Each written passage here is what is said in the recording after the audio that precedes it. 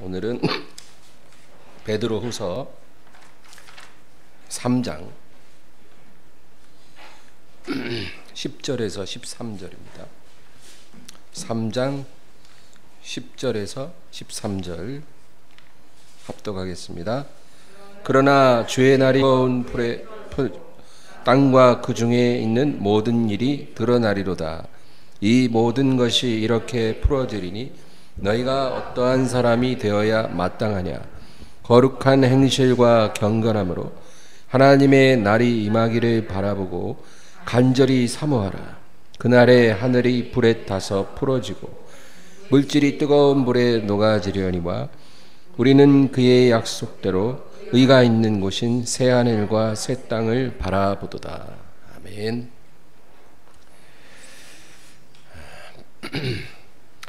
성경에는 여러 번 반복돼서 나오는 몇 가지 단어들이 있죠. 그 중에서도 정말 중요한 단어가 있습니다. 하나님의 날 또는 여호와의 날, 주의 날 이렇게 표현된 말이 있습니다. 이 의미를 우리가 반드시 잘 이해해야 되는데요. 특별히 오늘 본문의 10절을 보면 10절만 다시 읽어볼까요? 그러나 주의 날이 도둑같이 오리니 그날에는 하늘이 큰 소리로 떠나가고 물질이 뜨거운 불에 풀어지고 땅과 그 중에 있는 모든 일이 드러나리로다. 이 주의 날에 대해서 오늘 본문에 세 가지로 말을 해요. 첫째는 그 날은 도둑같이 오리라. 미리 예고하고 맨날 며칠부터 시행됩니다. 이렇게 말하는 오는 게 아니고 도둑같이 갑자기 우리에게 다가올 것이다. 그 다음에는 모든 보이는 것들이 풀어질 것이다. 그렇게 말해요. 풀어진다는 말은 녹아지다 또는 파괴되다 그런 의미예요. 그러니까 우리 눈에 보여지는 이 세상에 존재하는 모든 것들이 다 무너져 내릴 것이다. 그날에 큰 빌딩들도 다 무너질 거예요. 인간이 세운 모든 교만의 바벨탑들은 다 무너집니다. 우리가 일생 동안 쌓아올려온 모든 것들도 다 무너질 거예요. 돈 많은 사람들은 더 많이 억울할 거예요. 그리고 이 자연 세계도 다 무너지고 변동됩니다. 산도 무너지고 들도 무너집니다. 요즘에 도시에도 싱크홀 갑자기 팍 무너져 내리는 거 있잖아요. 그렇죠? 거대한 싱크홀, 지진, 화산, 폭발 이런 일들이 일어나서 모든 존재하는 것들이 무너질 것이다. 그 다음에 모든 감추어진 것들이 드러날 것이다. 그렇게 말해요. 감추어진 것이 드러나리라. 그 중에 있는 모든 일이 드러나리로다. 여러분, 우리가 이 세상에 살면서 눈으로 보고 느낄 수 있는 것은 굉장히 제한적이에요. 우리가 볼 수 없고 알 수 없는 게 훨씬 더 많아요. 빙산과 같아요. 빙산은 물 위에 드러난 부분보다 아래에 감춰진 부분이 훨씬 크거든요. 이 세상의 원리도 그래요. 감추어져 있는 것들이 많습니다. 그런 것들이 다 드러난다는 거예요. 요즘에 전 세계적으로 가뭄이 심해서 이제 강이 다 말라가지고, 그렇죠? 저수지도 다 드러나고, 그래서 그 바닥에 있는 것들이 다 나오는 거예요. 정말. 그래서 30년 전에 살해당한 그 시신의 유골들이 막 나오고, 또는 지금 티그리스 강이 말라가지고 그 밑에 3000년 전 고대 유적들이 드러나기 시작해요. 물에 잠겼던. 그런 것들이 드러나는 것뿐만 아니라 사람 마음속에 감추어진 것들이 다 드러난다. 알곡과 가라지도 드러납니다. 양과 염소가 드러납니다. 그 전에 섞여서 몰랐던 것들이 다 드러나는 거예요. 또 사람 마음에 숨겨져 있는 비밀들이 또 드러날 것입니다. 그러니까 모든 감춰진 게 다 드러나요. 어떤 사람은 내가 무덤까지 이 비밀을 가지고 간다 그래요. 그래서 정말 그런 감춰진 일도 그날에는 다 드러나는 거예요. 하나님 앞에서 드러나지 않을 것이 없죠. 근데 이러한 주의 날이 올 것이라고 하나님께서 뭐 성경에 한두 번만 얘기한 게 아니라 성경 전체에 수백 군데 하나님이 말씀하시고 있어요. 여러분, 하나님이 말씀한 건 이루어집니다. 하나님이 이렇게 수없이 그날이 오리라 했으면 그날은 와요. 그날이 안 올 수가 없는 거예요. 그런데 이러한 날을 믿는 자들에게 질문을 던지십니다. 너희가 어떠한 사람이 되어야 마땅하냐? 11절 다 같이 읽어볼까요? 이 모든 것이 이렇게 풀어지리니 너희가 어떠한 사람이 되어야 마땅하냐? 거룩한 행실과 경건함으로. 너희가 어떠한 사람이 되어야 마땅하냐? 우리가 세상을 살아가면서 앞으로 하나님 앞에 무슨 일을 해야 할 것인가? 그런 질문이 아니에요. 무엇을 해야 할 것인가가 아니고 어떤 사람이 되어야 될 것인가? 그 질문을 하는 거예요. 항상 하나님은 이게 중요해요. 우리가 하나님 앞에 무엇을 했느냐는 중요하지 않아요. 하나님 앞에 내가 어떠한 사람이 되느냐가 중요합니다. 우리가 나중에 주님 앞에 섰을 때도 내가 어떤 사람인가가 중요해요. 내가 의를 가지고 있는 사람인지 의가 없는 사람인지 그게 우리의 영혼을 결정하는 거예요.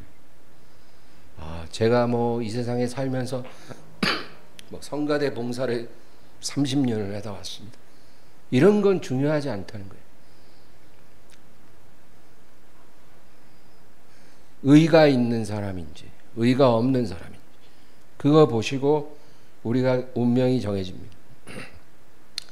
그리고 의를 가진 사람이 빛으로 들어가요.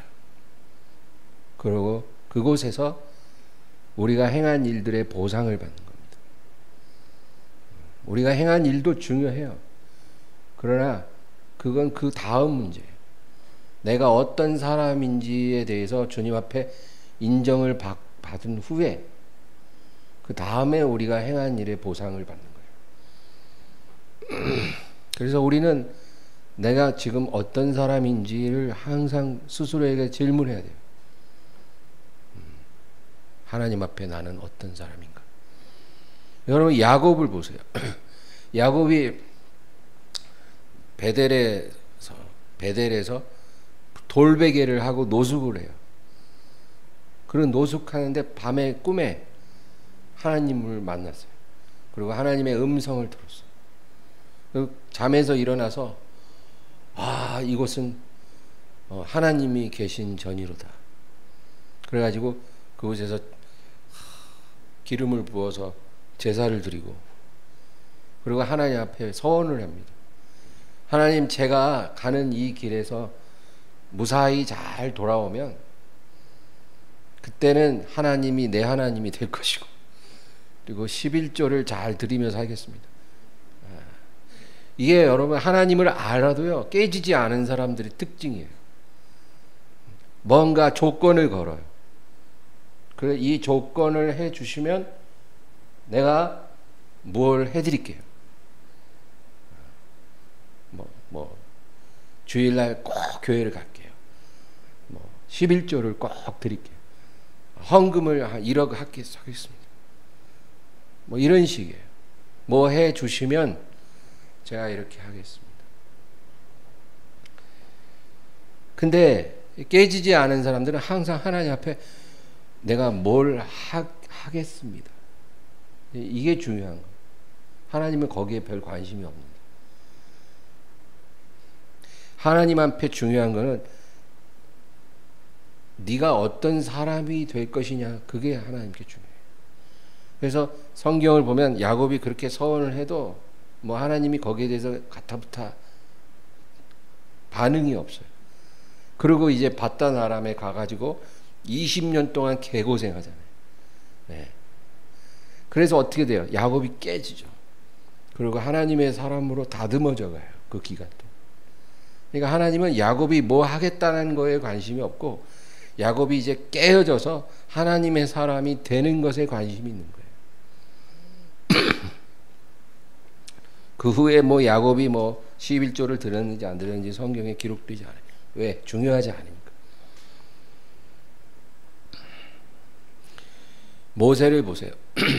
모세가 이제 광야에 들어갔어요. 만약에 하나님이 모세라는 사람을 통해서 이스라엘을 구원하는 그 목적만을 생각했다면, 그러니까 장차 이 모세라는 한 인물을 통해서 내가 이 일을 하리라, 그것이 중요한 거면 굳이 40년이나 광야에서 썩게 할 필요가 있을까요? 한번 생각해 보세요. 모세를 통해서 하나님이 무슨 일을 행할 것만 생각하셨으면 한 5년쯤 광야 생활을 한 다음에 찾아가셔서 불 붙는 떨기나무 가운데 불러가지고 애굽으로 보내도 돼요. 뭐 굳이 40년이 필요합니까? 근데 왜 40년이 필요했을까요? 하나님은 모세를 통해 어떤 일을 이루냐는 별 관심이 없어요. 왜? 하나님이 정하시면 그 일은 이루어지는 거기 때문에. 그러니까 우리 생각하고 하나님 생각은 틀려요. 하나님은 어떤 일이 성취되는 것은 중요한 게 아닌 거예요. 그 일로 쓰임받을 우리가 어떤 그릇이 되느냐, 그게 중요한 거예요. 그래서 40년을 기다리신 거예요. 모세가 준비될 때까지. 오늘 본문 다시 한번 11절 12절만 읽어볼게요. 이 모든 것이 이렇게 풀어지리니 너희가 어떠한 사람이 되어야 마땅하냐, 거룩한 행실과 경건함으로 하나님의 날이 임하기를 바라보고 간절히 사모하라. 그날에 하늘이 불에 타서 풀어지고 물질이 뜨거운 물에 녹아지려니와. 여기 너희가 어떠한 사람이 되어야 마땅하냐, 거룩한 행실과 경건함으로 하나님의 날이 임하기를 바라보고 간절히 사모하라. 신약 성경에서 특별히 중요한 게 하나 있어요. 성도가 경건한 삶을 살아야 한다, 그렇게 많이 말씀을 하셔요. 근데 항상 이 경건한 삶에 대한 가장 강력한 동기부여가 예수님의 재림이에요. 이 경건한 삶을 우리가 살아야 하는데 왜 그래야 하냐면 예수님의 재림이 임박했기 때문이다. 항상 이렇게 두 가지를 결부시켜요. 여러분이 신약 성경을 다시 한번 읽어보세요.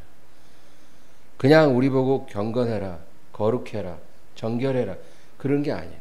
항상 그 두 가지가 이렇게 결부되어 있어요. 예수님이 곧 오실 것이기 때문에 너희들은 두려워하고 경건히 살아야 하고 깨어 있어야 한다, 그렇게 말을 합니다. 우리 계시록 19장 7절 한번 찾아보겠습니다. 계시록 19장 7절. 조금만 더 뒤로 가면 돼요.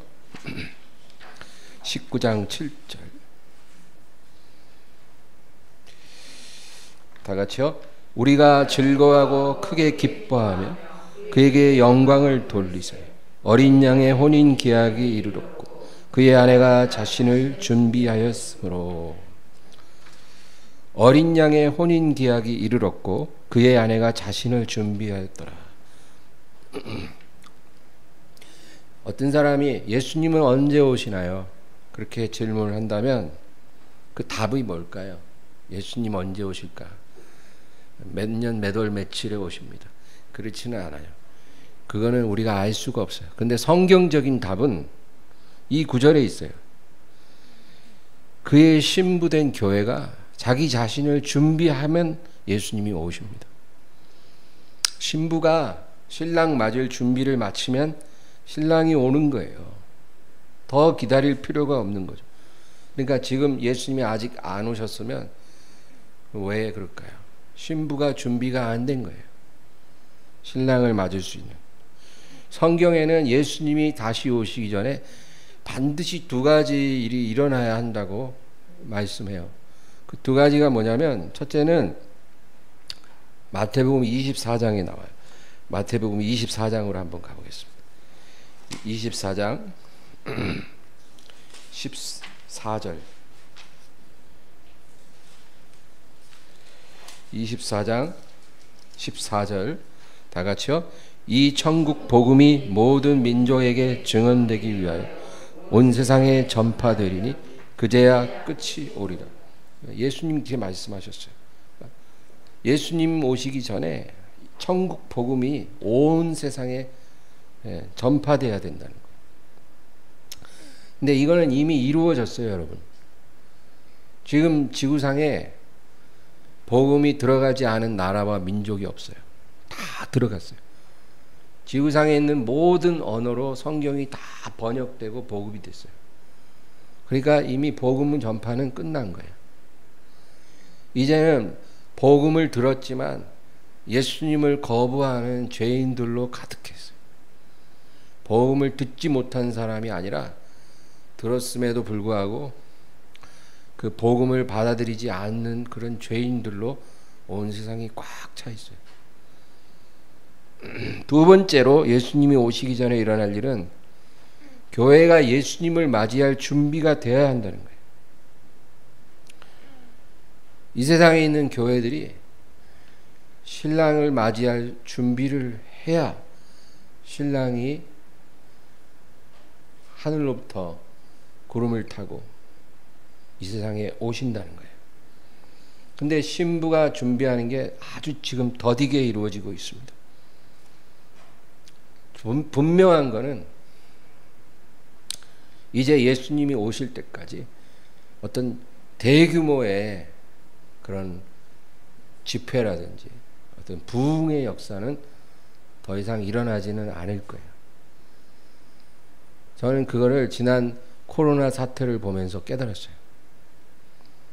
코로나 이전과 이후가 결코 같지 않을 것이다. 다시는 코로나 이전으로 돌아가지 못할 것이다. 이런 말들을 많이 하잖아요. 저는 영적으로 그 말을 맞다고 생각을 해요. 코로나 터지고 나서 이제 대규모 집회는 힘들어졌어요. 그리고 그렇게 사람들이 집단적으로 하나님께 돌아오는 그런 일들은 이제 일어나지는 않을 거다. 그러나 개인적인 각성을 통해 영적인 잠에서 깨어나는 일들이 계속 일어나진다는 거죠. 이제 그 일들이 다 종료되면 예수님이 신부를 데리러 오실 것입니다. 그러므로 우리가 이제 남은 시간을 살아가면서 우리 각 사람에게 주님이 진지하게 자기 운명을 결정할 선택의 시간을 주실 거라는 것을 우리가 알아야 합니다. 각 사람에게 선택의 시간을 주실 거예요. 그 시간에 선택을 잘 하는 것이 우리가 할 일입니다. 우리 계시록 22장으로 다시 가겠습니다. 계시록 22장 10절에서 12절입니다. 맨 마지막 장이죠. 10절에서 12절. 또 내게 말하되 이 두루마리의 예언의 말씀을 임봉하지 말라. 때가 가까우니라. 불의를 행하는 자는 그대로 불의를 행하고 더러운 자는 그대로 더럽고 의로운 자는 그대로 의를 행하고 거룩한 자는 그대로 거룩하게 하라. 보라, 내가 속히 오리니 내가 줄 상이 내게 있어 각 사람에게 그가 행한 대로 갚아주리라. 이 말씀은 이제 주님 오시기 직전에는 각자가 선택한 길로 가도록 내버려 두실 거라는 거예요. 뭔가 하나님이 막 극적으로 개입해 갖고 사람을 끌어당기는 일이 아니라 각자가 선택한 길로 가도록 하나님이 내버려 두신다는 거예요. 그래서 불의를 행하는 자는 그대로 불의를 행하게 되고, 더러운 자는 그대로 더럽게 살 것이고, 의로운 자는 그대로 의롭고, 거룩한 자는 그대로 거룩하게 하나님이 내버려 두시고, 그리고 주님이 오셔서 각자가 행한 대로 갚아준다. 그러니까 각자가 선택한 대로 하나님이 갚아주신다. 그렇게 말씀합니다. 많은 그리스도인들이 자기는 깨어있는 성도라고 생각을 합니다. 자기가 그렇게 생각한다고 과연 그럴까요? 저는 성경을 통해서 나는 어떤 사람인가 한번 살펴보기를 원해요. 먼저 우리가 생각할 것은 주기도문입니다. 우리 주기도문은 예수님이 가르쳐준 기도예요. 그 기도의 내용이 우리의 기도에 있어야 하고, 그 기도의 순서가 우리의 기도의 순서여야 한다, 그 말이죠. 근데 주기도문 보면 하늘에 계신 우리 아버지의 이름이 거룩히 여김 받으소서. 이거는 기도의 내용이라기보다는 모든 기도를 그렇게 시작하라, 그 얘기예요. 하나님의 이름을 거룩하게 하는 그런 우리의 고백이 있어야 되는 거예요. 네. 그러고 나서 이제 기도가 시작이 되는 거예요. 근데 제일 첫 번째 기도가 뭐예요? 나라가 임하시오며. 우리의 모든 기도는 제일 중요하게 첫 번째로 드려질 것이 하나님의 나라가 임하기를 기도해야 돼요. 그게 주님이 우리에게 가르쳐 주신 기도예요. 하나님의 나라가 임하시옵소서. 이 나라라는 것은 주님이 재림하셔서 세우실 완전한 나라예요.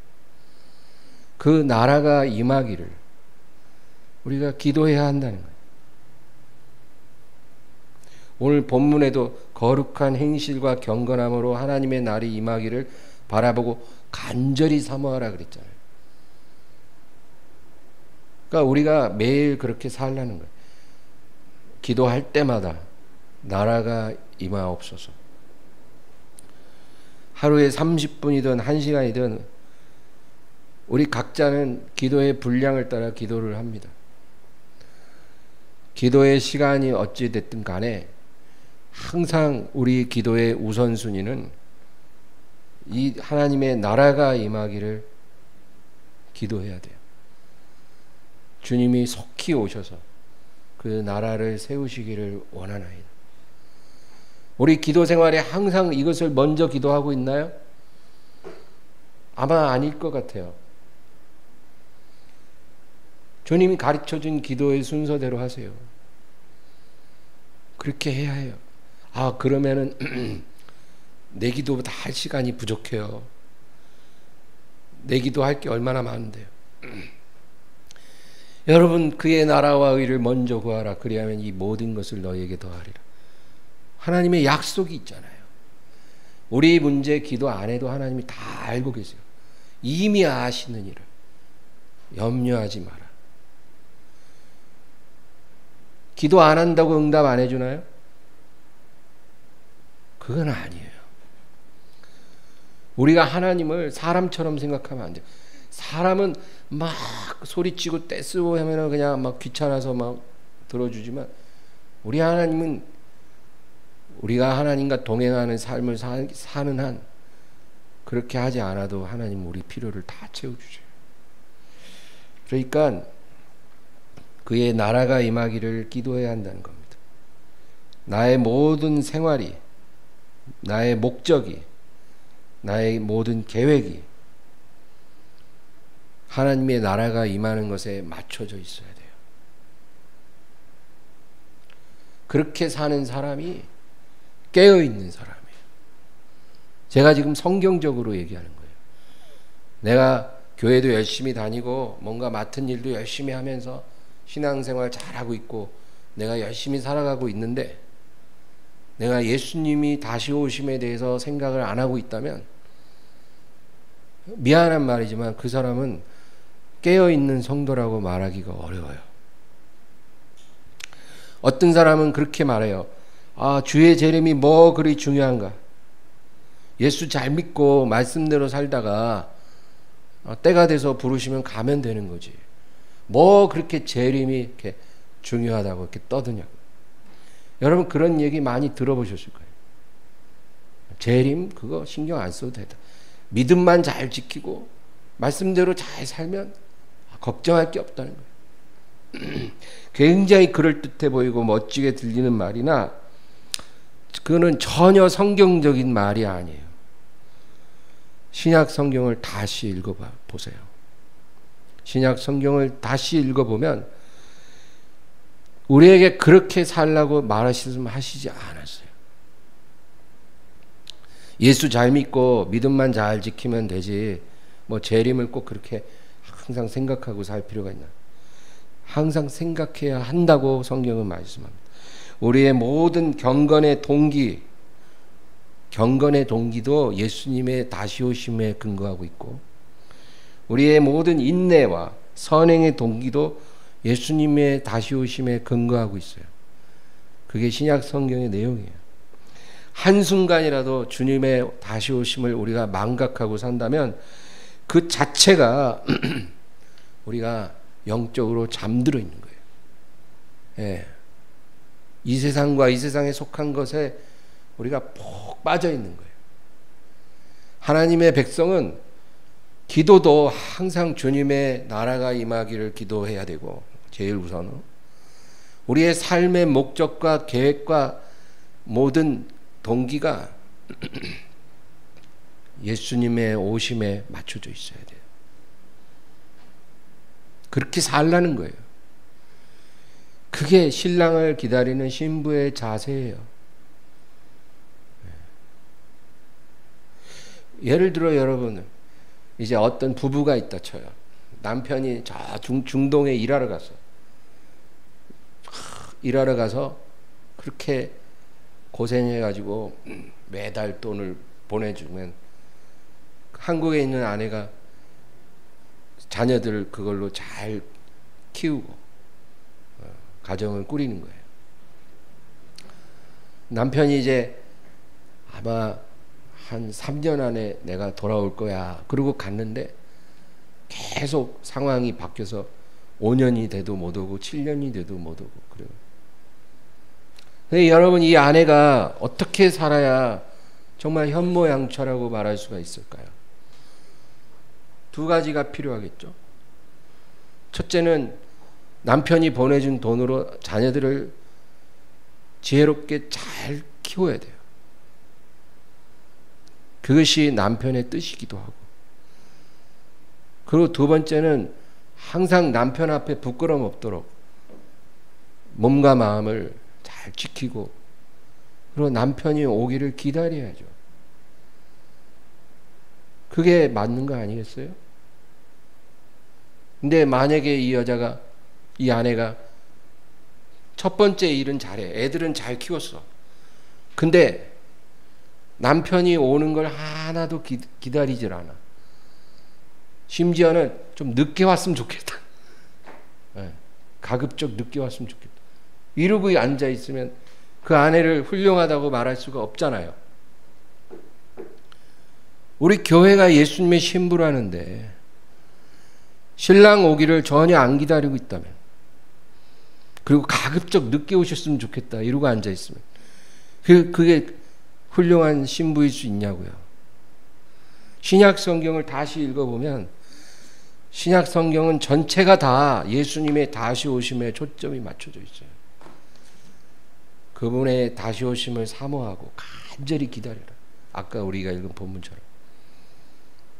깨어있으라.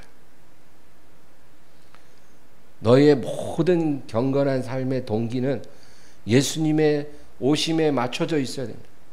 왜? 언제 오실지 모르니까 너희가 잠시도 방심하면 안 되고 늘 몸과 마음을 깨끗하게 지키고 주님을 맞이할 준비를 해야 한다는 거예요. 그게 우리의 삶의 동기가 돼야 된다.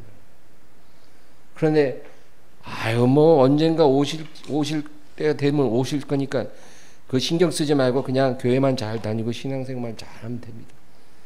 이런 비성경적인 말을 하면 안 된다는 거예요. 데살로니가 전서 1장을 한번 보겠습니다. 데살로니가 전서 1장 9절 10절 다 같이요. 그들이 우리에 대하여 스스로 말하기를 우리가 어떻게 너희 가운데 들어갔는지와 너희가 어떻게 우상을 버리고 하나님께로 돌아와서 살아계시고 참되신 하나님을 섬기는지와 또 죽은 자들 가운데서 다시 살리신 그의 아들이 하늘로부터 강림하실 것을 너희가 어떻게 기다리는지를 말하니 이는 장래의 노하심에서 우리를 건지시는 예수시니라. 지금 사도는 데살로니가 성도들이 하나님 앞에서 행한 두 가지 일에 대해서 칭찬을 해주고 있어요. 너희를 향하여 내가 두 가지 일을 칭찬한다. 첫째는 너희가 우상을 버리고 하나님께 돌아와 살아계시고 참되신 하나님을 섬긴 것이다. 칭찬받으죠.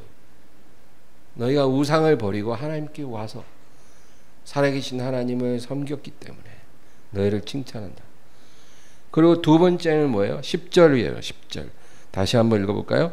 또 죽은 자들 가운데서 다시 살리신 그의 아들이 하늘로부터 강림하실 것을 너희가 어떻게 기다리는지를 말하니 이는 장래의 노하심에서 우리를 건지시는 예수시니라.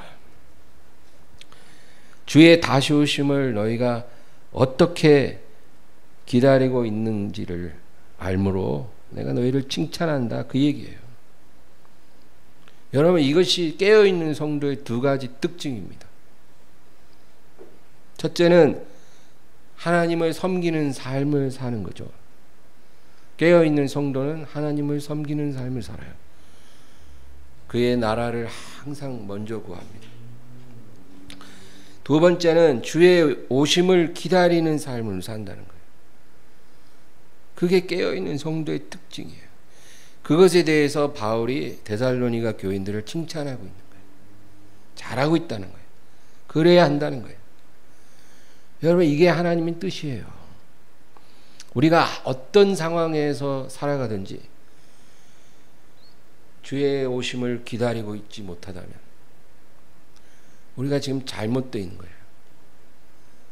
우리가 무엇을 하느냐가 아니라 어떤 사람이 되느냐 중요하다 그랬잖아요. 하나님이 그의 경건한 자녀들에게 시련을 주시는 이유가 있습니다. 하나님이 우리에게 시련을 주시는 이유는 우리의 인내를 훈련하기 위함이에요. 목적이 있는데 그게 뭐냐? 우리의 인내를 훈련하는 거예요. 그게 시련의 목적이에요. 그래서 로마서 5장에 우리가 그러므로 환난 중에도 즐거워하나니, 환난은 인내는 연단은 소망을 이루는 줄 알미로라. 네, 환난은 뭐를 가져와요? 인내를. 네, 환난의 목적이 인내라 그 말이에요. 그리고 인내의 목적은 연단은 다른 말로 훈련이에요. 트레이닝. 그러니까 하나님이 환난을 주는 것은 인내를 이루기 위함이고, 인내의 목적은 훈련이고, 그 훈련이 쌓여서 소망을 이룰 것이다. 그 얘기예요. 여러분, 하나님을 거역하는 죄인들이 시련을 받는 이유는 우리랑은 틀려요. 하나님을 거역하는 죄인들이 시련을 겪는 것은 그들로 하여금 회개케 하기 위함이에요. 그래서 시련이 그들에게는 은혜예요. 하나님을 거역하는 우리 자녀들이 세상에서 막 이리 깨지고 저리 깨지고 어려움을 당하고 고난을 겪는 것은 그 자녀들을 깨뜨리고 회개케 하기 위해서요. 그래서 그게 은혜예요. 그래서 환난 중에도 즐거워해야 돼요. 여러분, 부모는 자기 자녀가 깨지면 감사해야 돼요. 아우, 하나님 저한테 왜 이러세요? 이렇게 원망하면 안 되고, 하나님 감사합니다. 우리 아들이 우리 딸이 이렇게 연단을 통해서 회개할 수 있도록 주님이 인도해 주심을 믿습니다. 부디 이 연단과 고통으로 우리 아들이 우리 딸이 회개에 이르도록 역사해 주시옵소서. 이렇게 기도해야지. 하나님, 우리 아들이 그 약한 것이 어쩐다요? 이러고 막 그 환난을 빨리 걷어가 달라고 그렇게만 하면 안 된다. 그래서 여러분, 죄인들이 환난을 당하는 건 하나님의 은혜죠. 만약에 그런 것이 없다면 그건 저주받은 자예요. 죄 가운데 살면서 형통해. 막 뭐 안 될 일도 되고 막 대박의 연속이야. 여러분 주변에 그런 사람 혹시 없어요? 죄인인데 너무 인생이 잘 풀리고 행복한 인생인 거예요. 여러분 부러워하지 마세요. 그게 저주예요. 회개할 기회가 없다라는 건 저주예요. 우리가 지금은 그게 부러워 보일지 몰라도 이제 두고 보세요. 예수님 오시면, 주의 날이 오면 그게 얼마나 엄청난 재앙이고 저주였는지를 알게 될 거예요. 그러므로 죄인들은 회개케 하기 위해서 시련을 받아요. 그러나 하나님께 순종하는 경건한 자녀들이 시련을 겪는 것은 인내를 훈련하기 위함입니다. 하나님의 목적이 틀려요. 왜 우리가 인내 훈련을 받아야 할까요? 우리가 주의 날이 이르기 전에 인내의 시험을 받을 것이기 때문이에요. 예수님 오시기 전에 우리의 인내가 시험을 통과해야 돼요. 그 통과를 통해서 우리의 영혼이 구원을 받아요. 그래서 주님이 그날이 오기 전에 사랑하는 자녀들을 인내의 훈련을 시키는 거예요. 그래서 그 훈련을 잘 받아서 우리가 인내하는 사람이 되면 주의 날이 이르기 직전에 우리에게 다가오는 그 시험을 우리가 능히 이기는 거예요. 그러니까 얼마나 은혜겠어요. 그러니까 지금 하나님이 우리를 연단하신다고 해서 서운해하지 마세요. 그 연단이 우리의 영혼을 살릴 거예요. 제가 장담합니다. 지금 받는 연단이, 지금 우리 안에 길러지는 인내가 우리의 영혼을 구원으로 인도할 거예요. 누가복음 21장을 한번 찾아보겠습니다. 누가복음 21장 17절에서 19절 다 같이요. 17절에서 19절. 또 너희가 내 이름으로 말미암아 모든 사람에게 미움을 받을 것이나 너희 머리털 하나도 상하지 아니하리라. 너희의 인내로 너희 영혼을 얻으리라. 주님이 오시기 전에 주님께서 알곡과 가라지를 분류하실 거예요. 지금 밭에 알곡과 가라지가 섞여 있거든요. 추수가 이르기 전에 알곡과 가라지를 분류하십니다. 그때 인내의 훈련을 받은 알곡들이 그 영혼을 구원하게 될 거예요. 그래서 그 시험이 어떤 시험이냐면, 너희가 내 이름으로 인하여 모든 사람에게 미움을 받을 것이다. 지금 그렇게 돼 있나요? 아니죠. 여러분, 그래서 지금은 그 인내의 시험이 아니에요. 지금은 우리가 인내 훈련을 받는 거죠. 지금 우리가 뭐 살아가면서 여러 가지 어려움이 오고, 그렇죠? 오늘같이 무덥고 지치는 날 샤워하고 집에서 편히 쉬었으면 좋겠구만. 그래도 기도해야 되겠다 싶어서 교회 온 거 아니에요. 이런 것들이 다 인내의 훈련이에요. 육체를 따라가면 이렇게 안 할 거 아닙니까? 성령의 소욕을 따라서 우리가 이 자리에 온 거잖아요. 이런 것들이 모이고 모여서 우리가 인내의 훈련을 받는 거예요. 이렇게 훈련을 잘 받은 사람이 이제 주님이 오시는 추수날 직전에 우리를 흔들어 보는 시험을 당할 때 그걸 통과해요. 그 시험이 어떤 시험이냐면 주의 이름 때문에 모든 사람이 우리를 미워하는 그런 날이 온다는 거예요. 우리 직장에서도 예수 믿는다는 걸로 인해서 사람들에게 미움을 받고, 우리 주변 사람들로부터, 심지어는 가족들로부터 미움을 받는 그런 일이 일어난다는 거예요. 그리고 예수님 이름으로 인해서 물질적인 손해를 엄청 당하고, 지금 그렇지 않잖아요. 이 세상에 속한 것들, 우리가 이 세상에서 얻은 모든 것들이 다 무너져 내리는 그런 시험이 우리에게 온다는 거예요. 여러분, 그럴 때 우리가 그 시험을 통과하려면 지금 훈련 잘 받아야 돼요. 지금 훈련 제대로 안 받으면 그때 절대 시험을 못 이겨요. 그때 다 떨어져 나가는, 많은 사람의 사랑이 식어지고 실족하게 되리라, 그렇게 말씀하세요. 여러분, 그러므로 제가 결론적으로 말하고 싶은 건, 하나님이 지금 우리에게 주시는 모든 게 선합니다. 최상의 축복이에요.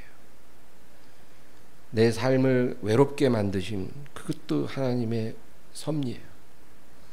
내 삶에 여러 가지 괴로움을 주시는 것도 하나님의 섭리예요. 해결되지 않은 문제를 계속 주시는 것도 하나님의 섭리예요. 내 육체에 어떤 가시를 주신 것도 하나님의 섭리예요. 그걸로 인해서 우리가 인내의 훈련을 잘 받아야 한다는 거예요. 지금 이 세상에서 우리가 뭐 어떤 축복 하나 더 받고 뭐 집값 좀 오르고 이런 게 중요한 게 아니에요. 그날이 오면 다 무너져 내린다 그랬어요. 우리 마음을 바꿔야 돼요. 하나님이 주신 훈련을 잘 받아서 마지막 시험을 통과하시고 주의 날에 빛으로 인도받게 되기를 주의 이름으로 축원합니다. 오늘 말씀을 생각하면서 우리 간절히 기도하겠습니다. 주여, 주여, 주여.